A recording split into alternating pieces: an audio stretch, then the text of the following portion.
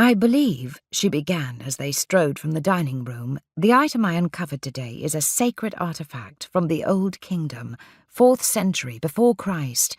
According to legend, this statuette belonged to the Egyptian god Anubis. It is alleged to have the power to bring about great fortune and prosperity, until a rival kingdom stole it away for themselves. At that point, Anubis himself cast a curse upon his favourite relic. Allow me to hazard a guess." They entered the large front hall, steps muffled by the Turkish carpets. "Anyone who now possesses that relic is doomed to ruin." Peeking up at him, she furrowed her brow. "You know the story?" He shrugged. "Don't all Egyptian tales end that way?" "No, some have happy endings, but you're right. This one doesn't. It is said that whoever owns this piece will face the wrath of Anubis." "Good thing I don't believe in fairy tales." "Nor do I." Even so, it appeared a shiver ran across her shoulders. Was she merely chilled, or could it be that the stalwart Miss Dalton hid an irrational fear based on myth? But when she spoke, her voice didn't quiver in the least. "At first I was going to suggest that after cataloguing and pricing your collection, you sell it to the British Museum, where others could enjoy viewing such finds. But now, after unpacking such a rare piece," she shook her head, "I think it better if you simply send the whole lot back to Egypt where it belongs." "Don't tell me you believe such ancient poppycock, Miss Dalton," he snorted. "Some old chunk of pottery or figurine isn't going to do me in, I assure you."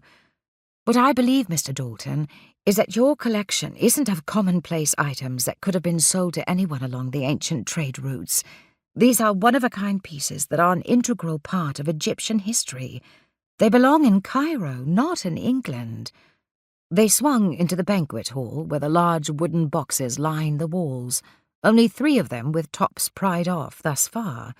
She stopped in front of a 2-foot-high statue of a creature with a lion's body and the head and wings of an eagle, leering at him from the end of the long table.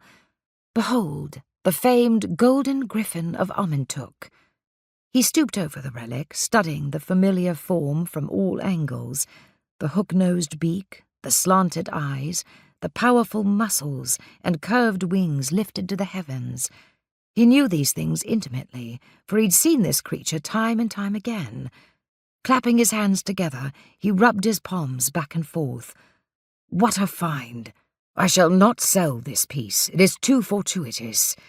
"How so?" Straightening, he faced her. "There is a golden griffin in the Price family crest, the very image of this one, and so I shall keep it as my own."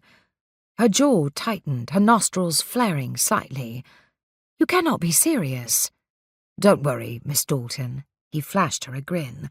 "I am relatively certain that Egyptian curses do not work here in England."